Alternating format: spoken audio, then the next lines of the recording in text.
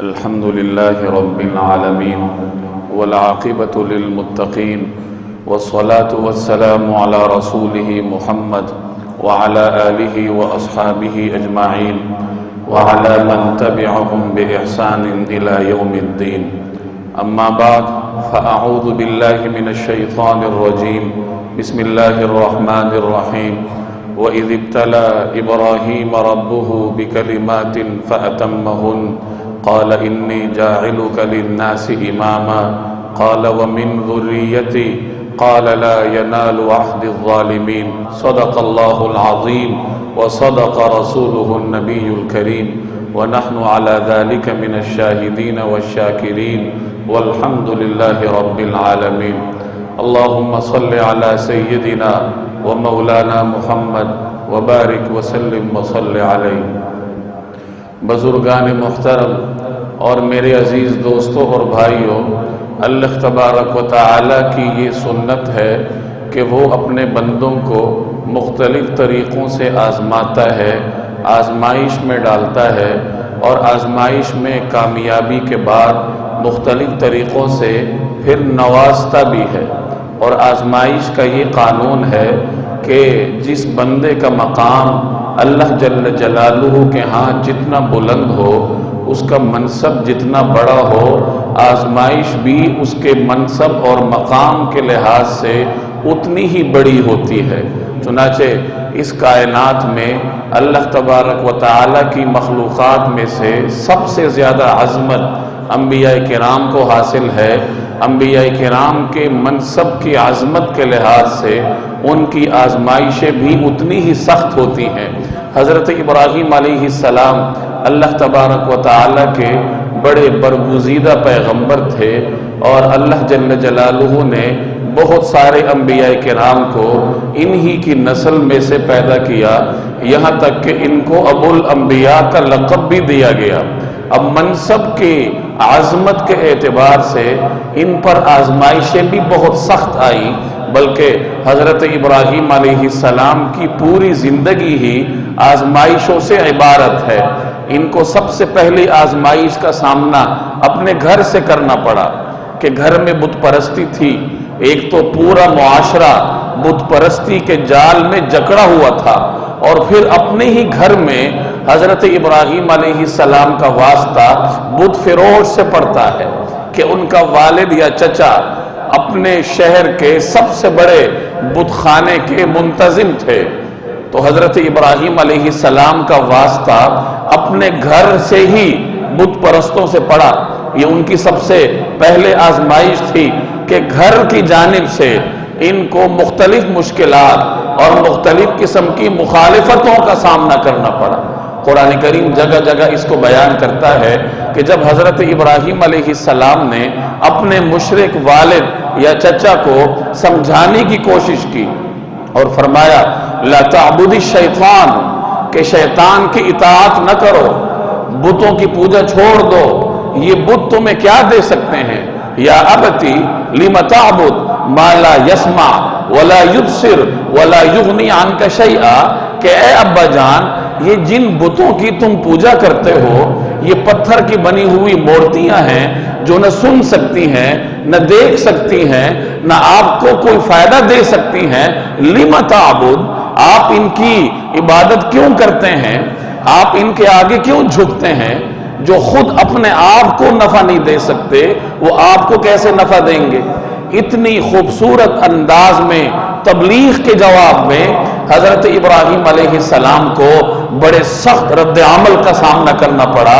چنانچہ والد کہتا ہے لئن لم تنتہی، کہ اے ابراہیم اگر تم باز نہ آئے، لأرجمنک، تو میں تمہیں سنسار کر دوں گا، میں تمہیں سخت سزا دوں گا.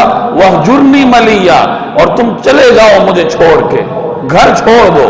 اب یہ پہلی آزمائش تھی کہ حضرت ابراہیم علیہ السلام کو اپنا گھر چھوڑنا پڑتا ہے. چنانچہ حضرت ابراہیم علیہ السلام کو اللہ تبارک و تعالی نے اس آزمائش میں کامیاب کیا. چنانچہ فرمانے لگے سلام علیک، تم پر سلامتی ہو، میں تمہارے لیے استغفار بھی کرتا رہوں گا، اور میں تمہارا یہ گھر چھوڑ کے یہاں سے جا رہا ہوں. چنانچہ وَأَعْتَزِلُكُمْ وَمَا تَدْعُونَ مِن دُونِ اللَّهِ کہ میں تمہیں بھی چھوڑتا ہوں، تمہارا گھر بھی چھوڑتا ہوں اور تمہارا ماحول بھی، جس ماحول میں تم اللہ تبارک و تعالیٰ کے سوا دوسرے بتوں کو اس کا شریک ٹھہراتے ہو، یہ سب کچھ تمہارے سپرد میں یہ چھوڑ کے جا رہا ہوں۔ یہ ایک آزمائش تھی جن کا سامنا حضرت ابراہیم علیہ السلام کو اپنے گھر سے کرنا پڑا، اور پھر بیرونی ماحول ہے، سارے کا سارا ماحول بت پرستی میں مبتلا ہے، کواکب پرستی ہو رہی ہے، کوئی ستاروں کی پرستش کرتا ہے، کوئی بت کے آگے سر جھکاتا ہے، اللہ تبارک و تعالیٰ کے ساتھ مختلف قسم کی مخلوقات کو شریک ٹھہرایا جاتا ہے۔ جب ایسے ماحول میں حضرت ابراہیم علیہ السلام نے بت پرستی کو چیلنج کیا تو وہ ماحول سارا حضرت ابراہیم کا مخالف ہوا۔ معاشرے نے مل کے فیصلہ کیا کہ حرقوہ وانصروا آلہتکم، کہ ابراہیم کو جلا ڈالو اور اپنے پروردگاروں کی امداد کرو، ان کو جلا دو، ان کو سزا دو۔ اور سزا دینے کا انداز ہی اختیار کیا کہ ایک عمارت بناؤ، اس میں آگ کا الاؤ دہکاؤ، اور آگ بہت بڑا الاؤ دہکا کے پھر فَأَلْقُوهُ فِي الْجَحِيمِ، پھر اس جہنم نما الاؤ میں ابراہیم کو ڈال دو۔ یہ دوسری آزمائش تھی جو حضرت ابراہیم علیہ السلام کے سامنے آئی۔ اللہ تبارک و تعالی نے یہاں بھی ان کو کامیاب کیا، فَجَعَلْنَاهُمُ الْأَخْسَرِينَ، اور ہم نے ان کو نقصان اٹھانے والا بنایا جنہوں نے پھینکا تھا۔ اور قرآن کریم ایک اور جگہ کہتا ہے فَجَعَلْنَاهُمُ الْأَسْفَلِينَ، کہ ہم نے ان کو اسفلین میں سے بنایا، ناکام لوگوں میں سے بنایا۔ یہ دیکھیں، یہ قرآن کریم کا انداز ہے کہ ابراہیم تنہا ہے، پورے معاشرے میں ایک ذی نفس بھی اس کا ساتھ دینے کے لیے تیار نہیں، تنہا اس کو پھینکا جا رہا۔ پھینکنے والی سرکاری مشینری ہے، بادشاہت کی طاقت ہے، ایک طرف بادشاہ کی پوری ریاستی طاقت ہے اور ایک طرف اکیلا ابراہیم ہے، لیکن اللہ رب العالمین فرماتے ہیں کہ عزت ابراہیم کے لیے ہے، اور مخالف طاقت کو، چاہے وہ دیکھنے والی نظروں کو کتنی ہی بڑی طاقت نظر آئے، لیکن در حقیقت وہ اخسرین تھے، در حقیقت وہ اسفلین تھے۔ یہ اللہ تعالیٰ کی عزت اور طاقت کا قانون ہے۔ میں اور آپ تو عزت اسی کو سمجھتے ہیں جس کے پاس دنیاوی منصب ہو، جس کے پاس دنیاوی وقار ہو، جس کے پاس دنیاوی وجاہت ہو، جس کے پاس دولت ہو، ہم اسی کو عزت بھی سمجھتے ہیں، ہم اسی کو طاقت بھی سمجھتے ہیں۔ لیکن اللہ جل جلالہ کا معیار کچھ اور ہے۔ اللہ تعالیٰ اکیلے ابراہیم کو عزت والا ٹھہراتا ہے، اللہ جل جلالہ اکیلے ابراہیم کو طاقت کا مالک ٹھہراتے ہیں۔ چنانچہ آگ کو حکم ہوا قلنا یا نار کونی بردا وسلاما علی ابراہیم، کہ ہم نے کہا کہ اے آگ تم ابراہیم پر سلامتی والی بن جاؤ۔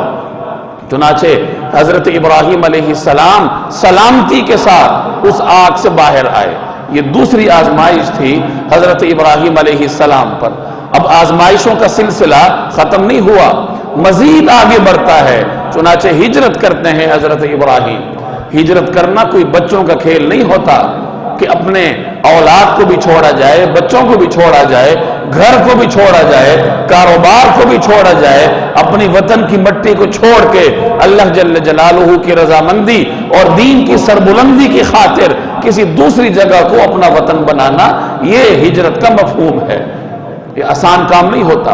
حضرت ابراہیم کو حکم ہوتا ہے ہجرت کا، عراق ان کا وطن ہے، چنانچہ عراق سے ہجرت کرتے ہیں، شام جاتے ہیں، اور پھر دوسری مرتبہ شام سے ہجرت کرتے ہیں، فلسطین جاتے ہیں۔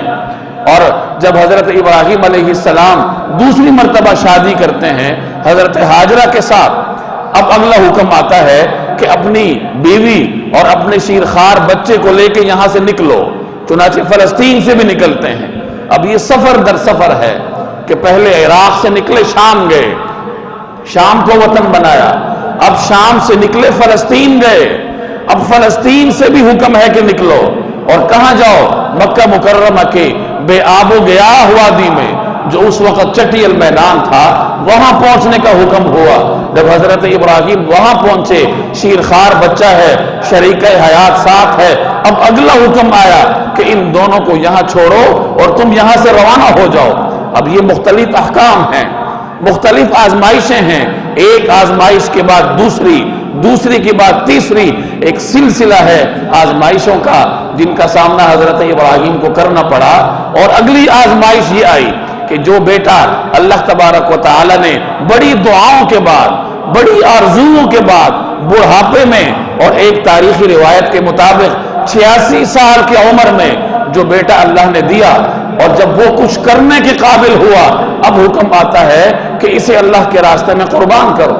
فلما بلغ معه السعی، کہ جب وہ بیٹا اپنے والد کے ساتھ کچھ کر گزرنے کے قابل ہوا تو حکم ہوا کہ اسے ذبح کرو۔ قال یا بنی، چنانچہ بیٹے سے مخاطب ہوئے اور فرمانے لگے کہ انی ارا فی المنام انی اذبحک، کہ میں خواب میں دیکھتا ہوں کہ میں تمہیں ذبح کر رہا ہوں۔ فانظر ماذا ترى، اب تم بتاؤ تمہاری رائے کیا ہے۔ چنانچہ اس حکم پر بھی عمل درآمد کر گئے، اور حضرت اسماعیل علیہ السلام اپنے اکلوتے بیٹے کو لے کر منا کے قربان گاہ میں گئے۔ اللہ تبارک و تعالی نے یہ مختلف آزمائشیں حضرت ابراہیم علیہ السلام کی طرف بھیجی، امتحانات کا شکار ہوئے، اور اللہ کے فضل و کرم سے ہر امتحان میں پورے ہوئے۔ جب آزمائشوں پر پورے اترے، اب اللہ کی جانب سے انعام بھی بڑا ملا۔ چنانچہ فرمایا کہ انی جاعلک للناس اماما، کہ میں تمہیں پوری انسانیت کے لیے امام بناتا ہوں، مقتدا بناتا ہوں۔ نبی تو ہیں، پیغمبر بھی ہیں، خلیل بھی ہیں، اور اب عالم انسانیت کے لیے مقتدا بھی بن گئے۔ مختلف مقامات پہ اللہ جل جلالہ نے حضرت ابراہیم کی تعریف کی ہے۔ ایک اور جگہ فرمایا وَإِبْرَاهِيمَ الَّذِي وَفَّى، کہ وہ ابراہیم جو پورا کر گزرے، یعنی جو ہر امتحان میں پورے اترے، جنہوں نے اللہ تعالیٰ کے ساتھ ہر معاملے میں اپنے ہر وعدے کو پورا کر دکھایا۔ ایسے برگزیدہ بندے کو اللہ جل جلالہ نے پھر منصب امامت پر فائز کیا، اور اسی منصب امامت کا نتیجہ ہے کہ آج اس دنیا کی ہر قوم، اس دنیا کا ہر مذہب حضرت ابراہیم علیہ السلام کو اپنا پیشوا مانتا ہے۔ یہودی بھی اپنی نسبت ان کی طرف کرتے ہیں، عیسائی بھی اپنی نسبت ان کی طرف کرتے ہیں، مسلمان بھی حضرت ابراہیم کے دین کے پیروکار ہیں، اور بعض غیر آسمانی مذاہب میں بھی حضرت ابراہیم علیہ السلام کو اہم مقام حاصل ہے۔ یہ اللہ تبارک و تعالی نے ان کو انعام دیا۔ اور ایک اور بڑا انعام کہ حضرت ابراہیم کے دو بیٹے حضرت اسحاق اور حضرت اسماعیل، ان سے اللہ تعالیٰ نے پیغمبروں کا سلسلہ شروع کیا۔ حضرت اسحاق علیہ السلام کی اولاد میں سے بنی اسرائیل کے لاتعداد انبیاء مبعوث ہوئے۔ حضرت یعقوب ہیں، حضرت یوسف علیہ السلام ہیں، اور مزید یہ سلسلہ آگے چلتا رہا۔ تو ایک طرف حضرت اسحاق کی لڑی ہے جس سے بنی اسرائیل کے انبیاء تشریف لائے، دوسری طرف حضرت اسماعیل ہیں جن کی اولاد میں سے جناب نبی کریم صلی اللہ علیہ وسلم تشریف لائے۔ تو یہ حضرت ابراہیم سے انبیاء کی دو لڑیاں چلتی ہیں، اور دونوں لڑیاں جا کے ملتی ہیں حضرت ابراہیم پر۔ تو اس نسبت سے اللہ جل جلالہ نے انہیں ابو الانبیاء کا منصب بھی عطا کیا۔ اور ایک اور بڑا انعام اللہ تعالیٰ کا حضرت ابراہیم پر کہ اپنا گھر بنانے کی سعادت حضرت ابراہیم کو دی۔ وَإِذْ يَرْفَعُ إِبْرَاهِيمُ الْقَوَاعِدَ مِنَ الْبَيْتِ وَإِسْمَاعِيلُ، کہ جب حضرت ابراہیم علیہ السلام اپنے بیٹے اسماعیل کے ساتھ مل کر خانہ کعبہ کی دیواریں اٹھا رہے تھے، اور ساتھ ساتھ دعا بھی کر رہے ہیں ربنا تقبل منا، کہ اے ہمارے رب اس خدمت کو ہم سے قبول فرما لیجئے۔ تو یہ انعامات ہیں۔ ایک طرف منصب امامت ہے، مقتدا ہے پوری انسانیت کے لیے، ہر مذہب، ہر دنیا کا خطہ ان کی طرف اپنی نسبت میں فخر محسوس کرتا ہے۔ اللہ تعالیٰ نے اپنا گھر ان کے ہاتھوں بنوایا۔ حج جیسی عبادت کو حضرت ابراہیم سے منسوب کیا گیا۔ حج میں جتنے مناسک ہیں تقریباً اکثر مناسک کا تعلق کسی نہ کسی نسبت سے حضرت ابراہیم علیہ السلام کے ساتھ ہے۔ امت محمدیہ کو صاف صاف الفاظ میں حکم ہے اوحینا الیک ان اتبع ملت ابراہیم حنیفا، کہ ہم نے آپ کی طرف وہی نازل کی کہ حضرت ابراہیم علیہ السلام کی ملت کی پیروی کریں، جو کہ یکسو ملت ہے، جو اللہ تبارک و تعالی کی پیروی میں یکسو ہے۔ ملت ابراہیمی نام ہے توحید کا، ملت ابراہیمی نام ہے اللہ تبارک و تعالیٰ کے راستے میں قربانیاں دینے کا. ملت ابراہیمی نام ہے اپنے نفس کو اللہ تبارک و تعالیٰ کی رضامندی کے لیے قربان کرنے کا, اپنی خواہشات دین پر قربان کرنا. یہی ملت ابراہیمی ہے جس کا مجھے اور آپ کو حکم ہوتا ہے. حضرت ابراہیم علیہ السلام کی نسبت دیگر ادیان سے بھی ہوگی, لیکن نبی کریم صلی اللہ علیہ وسلم کی امت کے ساتھ حضرت ابراہیم کی نسبت سب سے بڑھ کر ہے. چنانچہ ہماری جو ملت ہے یا ہمارا جو مذہب ہے, اس کو دین ابراہیمی کی تکمیل کرنے والا بنایا گیا. یعنی جو تعلیمات حضرت ابراہیم علیہ السلام لے کے آئے, نبی کریم صلی اللہ علیہ وسلم نے انہی تعلیمات کو پایۂ تکمیل تک پہنچایا ہے. چنانچہ حضرت ابراہیم علیہ السلام کے مختلف پیغامات اس امت کے نام آپ کو ریکارڈ پہ ملیں گے. اس امت کے دو طبقے ہیں. ایک طبقہ وہ ہے جو کافر کہلاتا ہے, جو اللہ تعالیٰ پہ ایمان نہیں رکھتا. دوسرا طبقہ وہ ہے جو مسلمان کہلاتا ہے. آپ کو حضرت ابراہیم علیہ السلام کی تعلیمات میں سے اس امت کے کفار کے لیے بھی پیغام ملے گا, اور اس امت کے مسلمانوں کے لیے صراحتاً صریح الفاظ میں حضرت ابراہیم کا پیغام آپ کو ملے گا. چنانچہ قرآن کریم کہتا ہے لَقَدْ كَانَتْ لَكُمْ أُسْوَةٌ فِي إِبْرَاهِيمَ وَالَّذِينَ مَعَهُ, کہ تم لوگوں کے لیے حضرت ابراہیم علیہ السلام اور ان کے ساتھیوں کی زندگیوں میں عملی نمونہ ہے. اذ قالوا لقومهم, جب انہوں نے اپنی نافرمان قوم سے کہا, کفار سے مخاطب ہو کر. اور یہی کفار کے لیے حضرت ابراہیم کا پیغام ہے. پیغام کیا ہے؟ انا براء منکم, کہ ہم تم سے بری ہیں. ومما تعبدون من دون اللہ, اور اللہ کے سوا تم جن لوگوں کی پوجا کرتے ہو میں ان سے بھی بری ہوں. ایک تو میں تم سے بری, ایک میں تمہارے معبودوں سے بری. تمہارے نظریات سے میرا کوئی تعلق نہیں, اور اسی پر ہی بس نہیں بلکہ کفرنا بکم وبدا بیننا وبینکم العداوۃ والبغضاء ابدا حتی تؤمنوا باللہ وحدہ, کہ جب تک تم کفر سے باز نہیں آؤ گے اور جب تک تم کفر چھوڑ کے ایک اللہ کے دروازے پہ نہیں آؤ گے, اس وقت تک میرے اور تمہارے درمیان ایک ابدی اور ہمیشگی والی ایک دشمنی ہے, ایک بغض ہے. البغضاء, کہ بغض ہے میرے اور تمہارے درمیان. یہ حضرت ابراہیم کا اعلان ہے کفار کے لیے کہ جو اللہ کا منکر ہے, جو اللہ تعالیٰ کو رب نہیں مانتا, جو اللہ تعالیٰ کی اطاعت نہیں کرتا, حضرت ابراہیم فرماتے ہیں کہ میرا اس سے کوئی تعلق نہیں, نہ اس سے میرا کوئی تعلق ہے, نہ اس کے نظریات سے کوئی تعلق ہے, نہ اس کے خیالات سے کوئی تعلق ہے, اور اس کے اور میرے درمیان ایک نہ ختم ہونے والی دشمنی ہے, بغض اور عناد ہے, اس وقت تک جب تک وہ اللہ تعالیٰ کی اطاعت کا قلادہ اپنے گلے میں نہ ڈالے.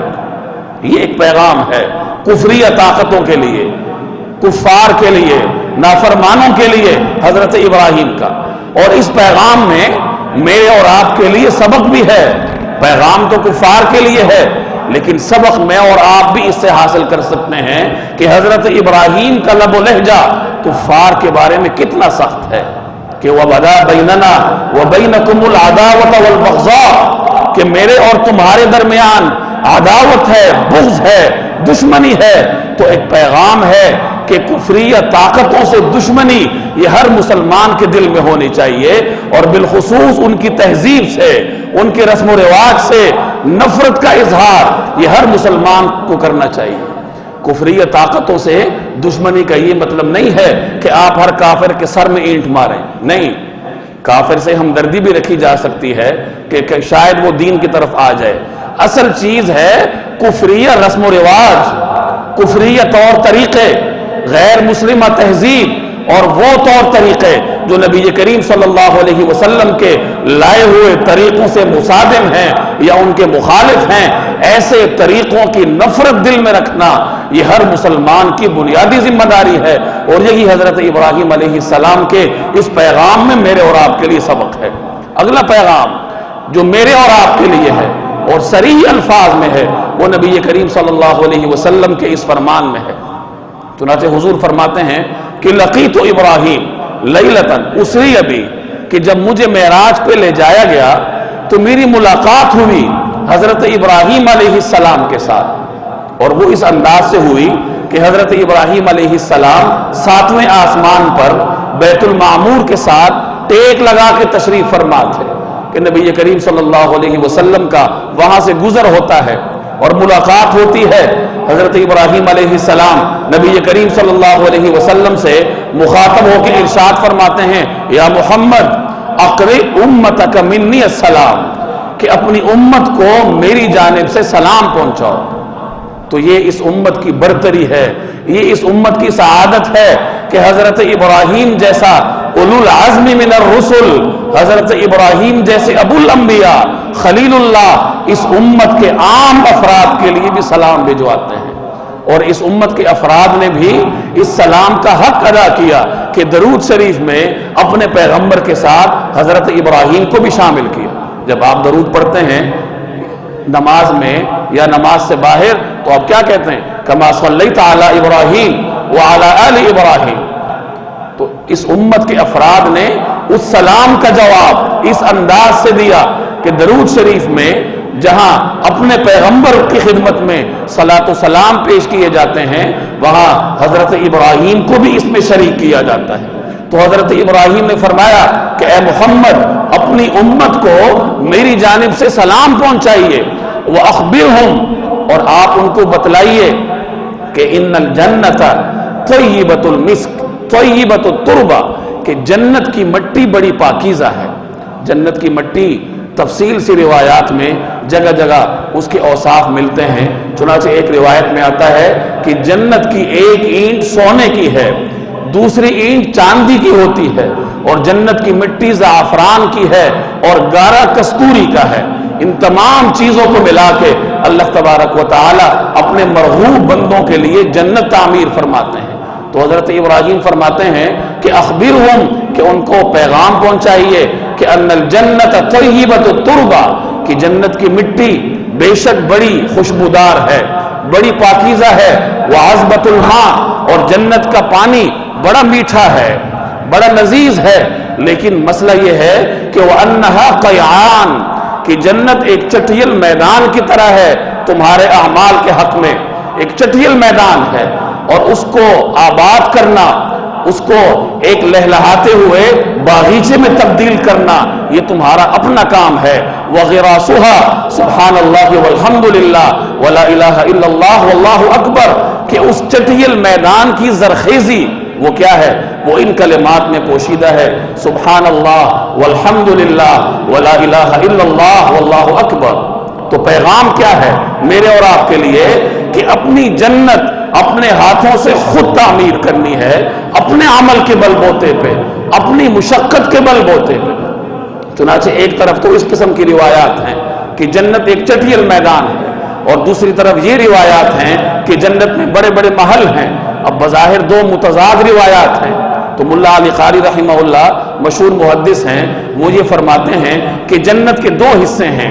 ایک حصہ وہ ہے جو اللہ جل جلالہ نے پہلے سے تعمیر کیا ہے، جیسے حضرت عبداللہ بن عمر رضی اللہ تعالی عنہ کی ایک روایت ہے کہ اللہ تبارک و تعالی نے جن 3 چیزوں کو خاص اپنے دست قدرت سے تعمیر کیا ان 3 چیزوں میں سے ایک جنت الفردوس بھی ہے. تو ایک تو جنت کا آباد حصہ ہے اور دوسرا جنت کا سنسان علاقہ ہے، چٹیل میدان ہے، صاف ستھرا میدان، اور اس میدان کو میں اور آپ نے اپنے عمل کے ذریعے آباد کرنا ہے. چنانچہ ایک روایت کے الفاظ ہیں کہ یہ سبحان اللہ والحمد للہ یہ تسبیحات جب پڑھتے ہو تو جنت میں ہر تسبیح کے بدلے میں ایک درخت اگایا جاتا ہے. تو اس روایت کا تعلق جنت کے اس حصے سے ہے جو کہ میرے اور آپ کے حق میں چٹیل میدان ہے اور ہم نے خود اس کی تعمیر کرنی ہے. تو یہ حضرت ابراہیم کا پیغام ہے اس ملت کے نام، اس امت کے نام، کہ اپنی جنت خود تعمیر کرو. اور صحابہ کرام نے اس پیغام پر کس طریقے سے عمل کیا تاریخ آپ کے سامنے ہے کہ صحابہ عمل کے کیسے دلدادہ تھے. نبی کریم صلی اللہ علیہ وسلم کی خدمت میں صحابی حاضر ہوتے ہیں. حضرت ابو ایوب انصاری کی روایت ہے کہ ایک شخص آیا، حضور سے گزارش کی کہ یا رسول اللہ اخبرنی بعمل یدخلنی الجنہ، کہ مجھے کوئی ایسا عمل بتائیے جو مجھے جنت میں داخل کر دے. تو حضور فرماتے ہیں تعبد اللہ ولا تشرک به شیئا وتقیم الصلاۃ وتؤتی الزکاۃ وتصل الرحم، کہ تم اللہ کی عبادت کرو، اس کے ساتھ کسی کو شریک نہ ٹھہراؤ، نماز قائم کرو، زکوٰۃ ادا کیا کرو، صلہ رحمی کرو، اپنے اخلاق ٹھیک کرو۔ یہ وہ اعمال ہیں جو جنت کو تمہارے حق میں تعمیر کریں گے، آباد کریں گے۔ حضرت ابو ہریرہ فرماتے ہیں کہ میں حاضر ہوا کہ یا رسول اللہ مجھے کوئی ایسا عمل بتائیں کہ میں جنت میں داخل ہو جاؤں۔ نبی کریم صلی اللہ علیہ وسلم فرماتے ہیں افش السلام واطعم الطعام، کہ سلام کو عام کرو، دوسروں کو کھانا کھلایا کرو، وصل الارحام، صلہ رحمی کیا کرو، ادخل الجنت بسلام، تو جنت میں سلامتی کے ساتھ داخل ہو جاؤ گے۔ حضرت معاذ حاضر ہوتے ہیں، گزارش کرتے ہیں کہ یا رسول اللہ مجھے کوئی ایسا عمل بتائیں جو مجھے جنت کے قریب کر دے اور دوزخ سے دور کر دے۔ تو حضور فرماتے ہیں کہ اے معاذ تم نے ایک بہت بڑے معاملے کے بارے میں پوچھا ہے، یعنی یہ تو ایسا معاملہ ہے جو ہر انسان کی زندگی کا حاصل ہے، جو اس کی زندگی کا مقصد ہے، لیکن اس بڑے معاملے کو بھی اللہ جل جلالہ اپنے نیک بندوں کے لیے آسان کر دیتے ہیں۔ تو آخر کیا معاملہ تھا کہ صحابہ کرام کو عمل کے ساتھ اس قدر دلچسپی تھی کہ نبی کریم صلی اللہ علیہ وسلم کے ساتھ ان کے سوال جواب عمل کے گرد گھومتے تھے۔ جو صحابی آتا ہے عمل کے بارے میں پوچھتا ہے، جو صحابی آتا ہے کامیابی کے بارے میں پوچھتا ہے۔ ہر صحابی یہ چاہتا ہے کہ میں کیسے جنت میں داخل ہو جاؤں۔ یہی صحابہ کرام تھے جو رات رات بھر نوافل میں کھڑے ہوتے تھے، یہی صحابہ کرام تھے جو جب اللہ کے حضور کھڑے ہوتے تھے تو ان کے سروں پہ پرندے آ کے بیٹھتے تھے، انہیں خبر بھی نہیں ہوتی تھی۔ یہی صحابہ کرام تھے جو رمضان کی راتوں میں رات رات بھر اللہ کے حضور قیام کرتے تھے اور نیند سے بچنے کے لیے مسجد نبوی کی چھت کے ساتھ رسیاں باندھ رکھی تھی، ان رسیوں سے سہارا لے کے، لاٹھیوں سے سہارا لے کے وہ رات رات بھر کھڑے رہتے تھے۔ یہ صحابہ کرام کا طرز عمل تھا۔ یہ در حقیقت حضرت ابراہیم کے اسی پیغام کا عملی نمونہ تھا۔ اور ایک میں اور آپ ہیں کہ نہ ہمیں نماز کی فکر ہے۔ مساجد کو آپ دیکھ لیں، جمعے میں مسجد بھری ہوتی ہے، عصر کی نماز میں 5 بندے ہوں گے۔ ہر محلے میں کتنی مسجدیں ہیں، ہر مسجد بیابان ہے، ہر مسجد سنسان ہے۔ تو میرے بھائی اگر یہی صورتحال رہی تو پھر جنت تو بیابان ہے، وہ تو چٹیل میدان ہے، وہ تو ہم آباد نہ کر سکے تو پھر جہنم ہوگی نا۔ تو جنت کو آباد کرنے کے لیے عمل کرنا پڑے گا، مشقت کرنی ہوگی، جد و جہد کرنی ہوگی، تب جا کے اللہ تبارک و تعالی میرے اور آپ کے لیے جنت آباد کریں گے۔ اللہ جل جلالہ مجھے اور آپ کو عمل کی توفیق دے۔ وما علینا الا البلاغ۔